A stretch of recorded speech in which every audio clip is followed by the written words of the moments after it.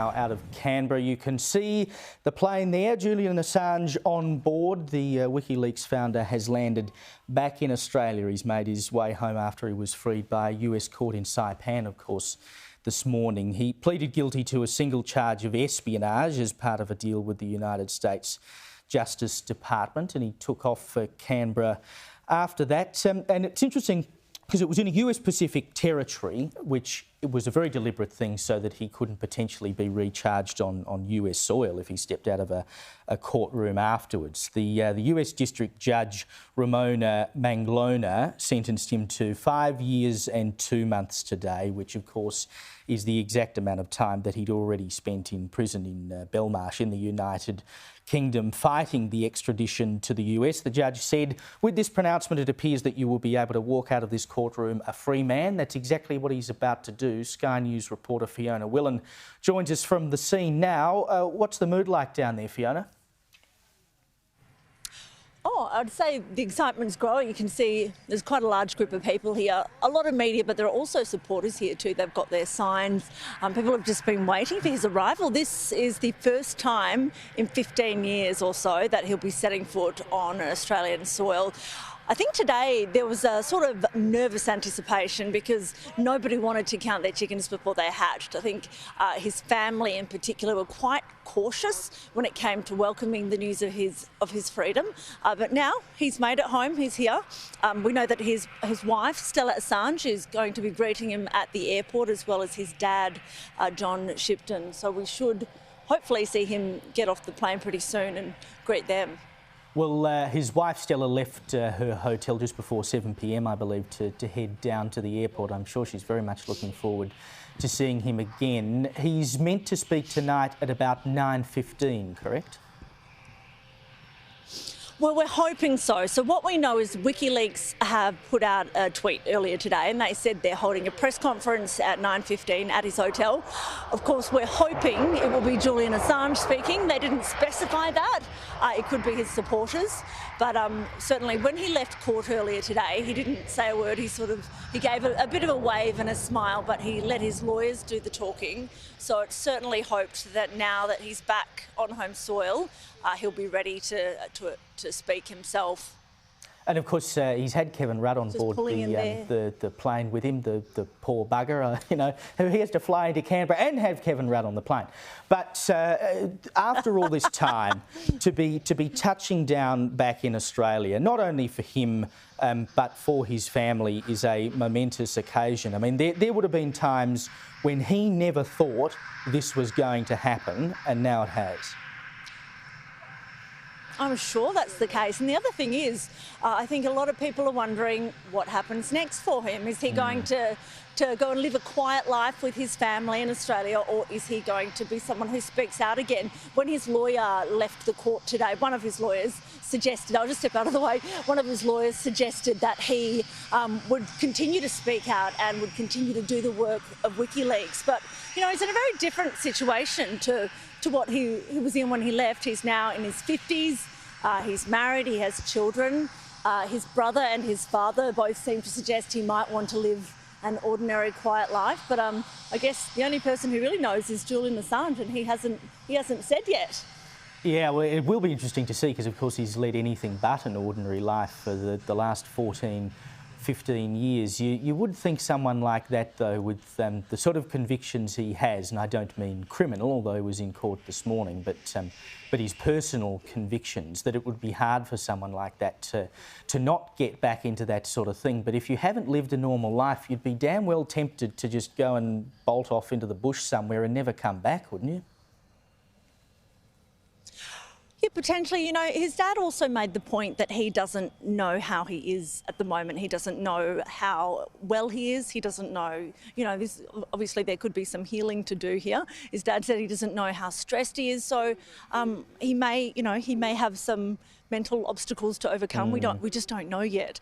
He might take some time out, or he might, you know, be raring to go and get straight back to where he was. I have to say, he from here, by the way, I'll just go on. I was going to just say to talk you through what's about to happen. So he's about to get off the plane, but he's going to walk into this building here. We're just moving in to get a closer look. And he's going to go through, that's all locked down at the moment, but he's going to clear customs. So it's just like as you would expect, a regular flight. He comes in, clears customs, and then he is officially back in the country and free.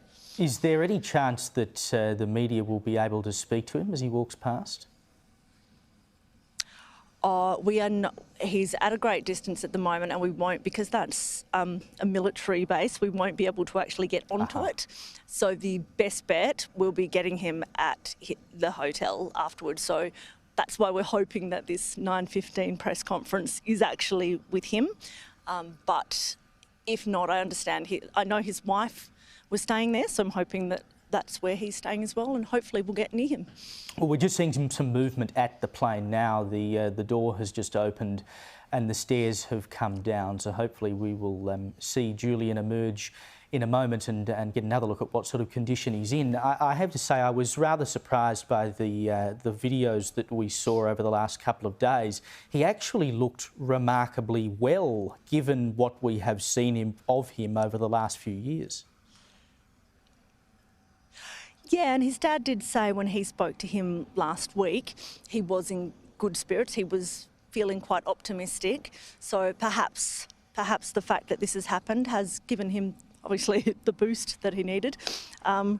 He was looking pretty happy and healthy as he left the court today.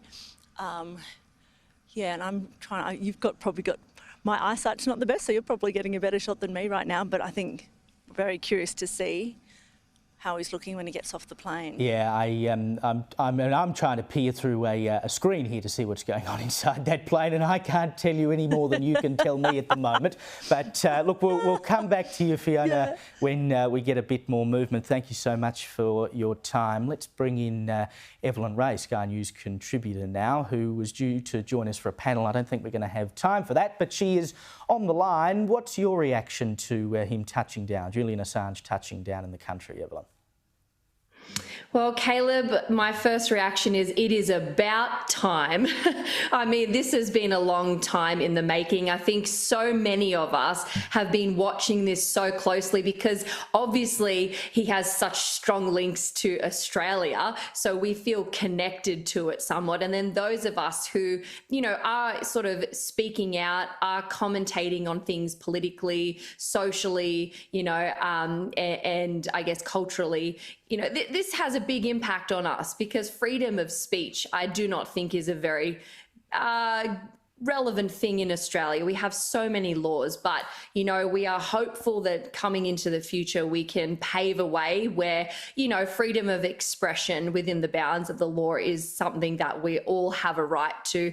And so I think this is really big. I think I was hopeful that Trump was going to pardon him before he got booted last time round. And I was like, for sure it was going to happen. And when it didn't, I was very disappointed. So I'm very happy to see this and very curious to see what comes next for his life. Well, this is the thing, right? So he's out now. He's pleaded guilty today. It's all done. He's back in Australia, so he doesn't have to worry about being pursued criminally anymore. He is safe. But do you then take the risk of going back to what you were doing previously that, of course, landed you in all of that hot water? Or do you say, look, I've been there, I've done that, I have a young family now, I'm back with my wife, I'm back with my kids, I'm just going to take it easy and enjoy the simpler things in life? Look, I don't think any of us would blame him if that's what he chose to do, if he took a moment to actually live his life, because he's lived his life somewhat restrained and somewhat bound with the circumstances he's been entrapped with. And so, you know, like, I think majority of people around the world, particularly Australians, don't believe that he is guilty of crimes that deserve what he's been treated for over these last, like, what, decade or something, especially when other people involved with his crime were let off a long time before him, who potentially you could say did worse crimes than him himself. And so you wouldn't blame the guy if he wants to have a respite and he wants to enjoy his family. So you wouldn't blame him for that. But I guess this is the point where you see how strong his conviction is. And I guess he's been on the other side and he probably knows and is privy to a lot more things than you and I are privy to. And so perhaps he might feel the conviction to fight against that because he has the ability or the means to do it with his experience. So I think time will tell. But look, if I were him, I would go and enjoy a good old Aussie barbecue with some lamb chops and some comforts and some family, and just sit back for a little bit and just sort of recharge the batteries. And then, man, he could do some real good things if he chooses to go down that path. Well, I can tell you the first thing I'd be doing is going down to the pub if I'd been locked in the Ecuadorian embassy and then in a prison for 15 years. It's interesting, though. I mean, I changed my view on all of this. I've sort of come round to the idea. I don't believe he is a hero, but I do believe that he ought to be back in the country now, and I'm glad all of this has happened. I'm just going to go to James McPherson, who's joined us now as well. James, what's your reaction? I'm kind of amused, Caleb. It's like Nelson Mandela has just touched down in Australia. Julian Assange is no hero. He's being lionised, though, as if he's this remarkable person who's done a great service to the world by dumping American military secrets on the internet and endangering many, many lives. Yeah, I'm not sure this is something we should celebrate. Good on him and good for his family, but he's hardly a great Australian. And I suppose this is the polarising aspect of all of it, right? You've got people who feel very strongly in his favour and obviously people who feel very strongly out of his favour. But if you strip all of that away and you talk about an Australian who was charged in a foreign country, I think there is an argument, even if you believe, as I do, that, as I said before, he's not exactly a hero.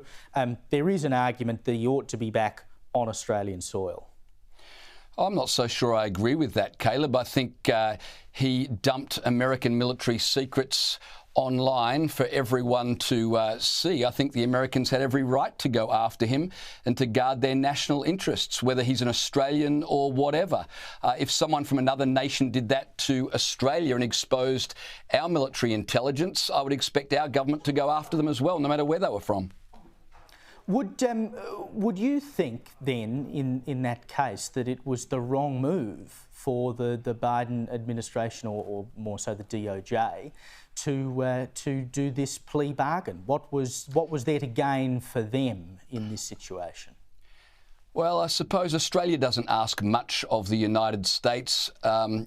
They're looking for Australia's help in the Pacific, obviously, with containing China. So maybe that's got something to do with it. It was a pretty small favour they could do for Anthony Albanese. And to be honest, maybe they're glad to have Assange off their books anyway. This thing has dragged on for a long time.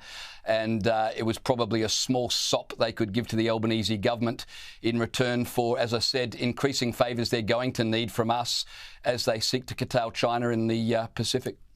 And by the way, we're just waiting for a press conference that will be coming soon from Anthony Albanese, the Prime Minister. He will be speaking on Julian Assange, and you can see the pictures from also in Canberra in the corner there. I'll bring you back in, Evelyn. What's your response to what James has just said? Is this a win for the US? Is it a win for Australia? What is the political outcome of all of this, do you think? I think it's really important for Australia and America to have a good relationship, more so than I'd say any other sort of alliance that we have. Only because, like, if something happens to us, we need America more than any other nation to come to our aid. So I think that this is good politically for both nations, especially us. But, you know, like you mentioned, Caleb, there are two sort of sides here, whether people are on the side of Assange, whether they believe he did anything criminal or whether it was exaggerated with the charges. And then you've got people who, you know, think that he isn't a hero. And I think that, you know, It's the absence of objectivity and debate. That is the true language of the oppressors. And I think that at the heart of everything with Assange, I think there is so much more to it that we aren't privy to. And there are so many more people out there who are far more evil, who are left without any justice. And so I think those of us who, I wouldn't pin him up as a hero, you know, I wouldn't pin him up as some sort of Jesus, godlike Messiah figure. But I do believe that it's a very important case, and that Australians should pay very close attention to and people around the world, because we are at the cusp of war on speech and war on information. And I'm sorry, but the last few years are testament that we can't, unfortunately, we can't trust the people who you ought to trust, which is the government. They seem to think that we work for them and they don't work for us. And so I think that there are bigger issues as opposed to just an individual. I think that he, you know, so based on all of those things, yeah, I'm very happy to see him home. And I think politically it's very good for us and America to have come to some sort of agreement, especially when you look around the world and there's sort of chaos going on, and just having your big brother there, America there, in alliance with you is a very comforting thing. And Aussies should strive for that. If you're just tuning in, Julian Assange has just landed back in Australia. He's landed at Canberra Airport, of course, after he left Saipan this morning, where he pleaded guilty to a single charge of espionage as part of a deal with the United States Justice Department. The judge said afterwards, with this pronouncement, it appears you will be able to walk out of this courtroom a free man. We're going to go to Anthony Albanese in Canberra now. Ready to go? Earlier tonight, but you probably knew this, Julian Assange was reunited with his family here in Australia. His arrival home ends a long-running legal process. A plea agreement between Mr Assange and the United States Department of Justice was accepted by a US court in Saipan earlier today. I do want to express my appreciation to the United States and the United Kingdom for their efforts in making this possible. As Prime Minister, I have been very clear that regardless of what you think of his activities, Mr Assange's case had dragged on for far too long. I have clearly and consistently, at every opportunity and at every level, advocated for Mr Assange's case to be concluded. I am very pleased that this saga is over. And earlier tonight, I was pleased to speak with Mr Assange, to welcome him home, and had the opportunity to ask about his health and to have my first discussion with him. His safe return to Australia, we know, means so much to his family. His wife, Stella, his children, who he is looking forward to playing with, like any dad, and his parents, Christine and John. There are a range of views about the actions of Mr Assange. The Australian government feels strongly that the proper protection of all national security information is vital for safety. But as I have said, both as Labor leader and as Prime Minister, there was nothing to be gained by the further incarceration of Mr Assange, and we wanted him brought home. Tonight, that has happened. We have got this done. I also acknowledge the efforts of the Department of Foreign Affairs and Trade, my ministerial colleagues, Penny Wong, the Attorney General, and others. Other Australian officials who've worked tirelessly on this case, particularly over the last couple of years. In particular, I want to thank Ambassador Rudd and High Commissioner Stephen Smith, who travelled home to Australia with Mr Assange. We'll have meetings about AUKUS and other arrangements over coming days as well. They worked with his legal team to facilitate a very smooth journey. This is the culmination of careful, patient and determined advocacy, work that I am very proud of. It is yet another example of why mature, calibrated and consistent engagement with our partners is the best way to get results in Australia's national interest. Happy to take a couple of questions. Ian, there are many views about Julian Assange, as you said. Some do not regard him as a hero. Do you think he was a journalist who was wrongfully pursued over what he did? Oh, look, I think that there will continue to be different views about Julian Assange and his activity.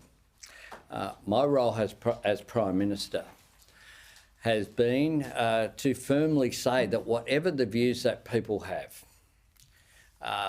there was no purpose to be served by this ongoing incarceration. And can I say that when I spoke with Mr Assange tonight, he described it as a surreal and happy moment. He's landing here in our national capital, Canberra. He expressed his thanks to what he described as the diplomatic A-team when I spoke about the role that Kevin and Stephen have been able to play. Prime Minister. You talked about your view that this had gone on for too long. Do you think previous Prime Ministers, previous governments had been negligent to allow it to drag on so long instead of advocating as strongly as you've done? What's important, I'm responsible for my job. My job is to advocate for Australian citizens. Chang Leia's home. Sean Turnella's home. One of the things that my government does is at times as well, we don't shout. We're not in a contest of machismo. What we do is we get things done. And my government advocated strategically, patiently, in a calibrated way, and we achieved this outcome. Prime Minister, just a couple of quick questions. Can you confirm that you expect to meet Mr Assange in the next day or so? And secondly, could you give us a sense... Sorry, you expect... You didn't conclude. Will you be meeting him in the next day or so? And also, what point did you actually realise that this was going to happen? You've been working on it for a couple of years. Was it a conversation with Joe Biden? Was a message sent from State Department of Foreign Affairs? How did that play out? Well, it played out over a long period of time. I've said that I have raised it at every opportunity at the highest level. I know that I've received a message from the US ambassador here that they are also pleased that this has been resolved. The first time I raised it was with President Biden at the NATO summit in Madrid. I raised it also with other senior members of the US administration. But this was always the case, to be very clear, that because of the separation between the political representatives and the judiciary, this was always going to be something that required discussion, patient with the Department of Justice. And certainly over that period of time, there has been an issue as well. I've exchanged very directly with Mr Assange's lawyers, as have our diplomatic representatives. And Mr Assange's lawyers have been very determined to achieve an outcome. And of course, the nature of his incarceration in Belmarsh has meant that then communication had to then be got through. Stephen Smith, our High Commissioner, has visited him on a number of occasions. The details of the plea deal were worked through over a period of time. But what we have been focused on very clearly, and for some of the issues that have raised with me, it was the case that this was the only way that I could see a resolution being achieved. And the objective here was to conclude these matters. They have been concluded. They've been concluded in a way that has achieved the outcome that was sought, which is Julian Assange is now home here in Australia. Just following up on Ms James's question, do you plan to meet with Mr Assange in coming days? I've got Parliament tomorrow, so I'll be here tomorrow. I'm not going to assist. I'm aware of Mr Assange's movements in coming days, but I'm not about to. That's a matter for his personal privacy. Obviously, he's been through a considerable ordeal. It's up to him when he makes a statement. I was pleased to speak with him immediately upon the wheels touching the ground. I was quite pleased to be the first person here who he spoke with, which was mutually worked out that would occur. And while we're in this press conference, while some people are watching the plane and whether Mr Assange has exited the plane, other people will be focused on kick-off. Have you spoken to the US President since there was a breakthrough, and how do you think this result will shape the US-Australia relationship going forward? They are our closest ally. We have a very positive relationship with the United States. I regard President Biden as a friend. I regard the relationship as being absolutely central, one of the three pillars of our foreign policy here, along with our relationship in the region and our support for multilateral forums, including the United Nations. I engage. One of the things that I do, one of the reasons why you get outcomes, is I don't come into press conferences and talk about the personal details of discussions I have. So I was going to ask whether there was a breakthrough moment or a particular turning point in these negotiations, a moment when you realised that it would be possible. I think there were probably a number of steps along the way, to be frank. Can you tell us anything about that? There were moments when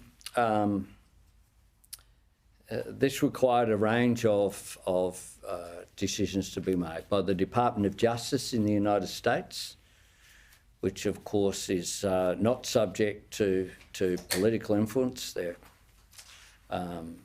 independent. If you look at the whole range of people who've been to the United States, I'm surprised that some of it was missed by the people in this room, some of the visits, but not up to me to indicate that. Go back and have a look at some diaries and who's travelled to the United States in recent months. We wanted to be focused on an outcome, and these things don't come together till they all come together. You know, there are steps it required. A plea deal requires a two-sided agreement between the Department of Justice and Julian Assange.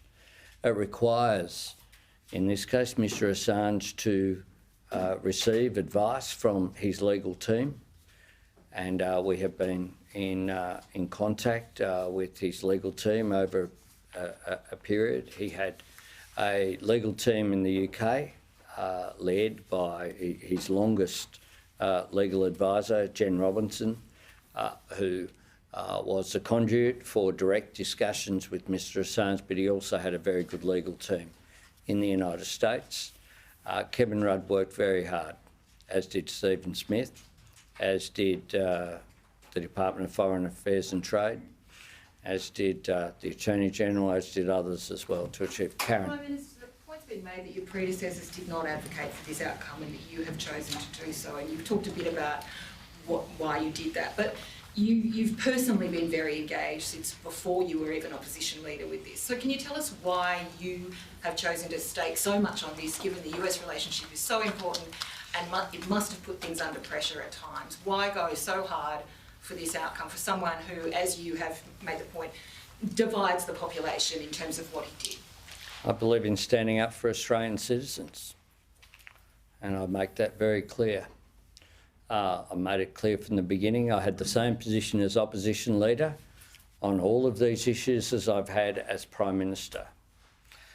And as Prime Minister of Australia, you have an opportunity to make a difference.